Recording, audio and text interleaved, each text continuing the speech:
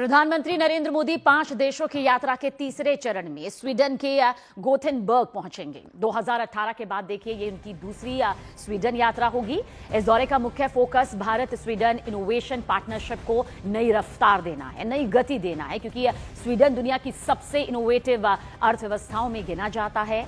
प्रधानमंत्री नरेंद्र मोदी इस दौरे पर स्वीडन के प्रधानमंत्री के साथ द्विपक्षीय वार्ता करेंगे, जिसमें व्यापार, निवेश, आर्टिफिशियल इंटेलिजेंस, ग्रीन ट्रांजिशन और रक्षा सहयोग जैसे अहम मुद्दों पर चर्चा होगी। पीएम मोदी यूरोपियन राउंडेबल और साथ ही फॉर इंडस्ट्री कार्यक्रम में मुख्य अतिथि के तौर पर शिरकत भी करेंगे, जहां उन्हें सम्मानित किया जाएगा, जहां यूरोपियन यूनियन की अध्यक्ष उर्सुला वॉन डेर लेन भी यहां पर अपनी मौजूदगी दर्ज करवाएंगी।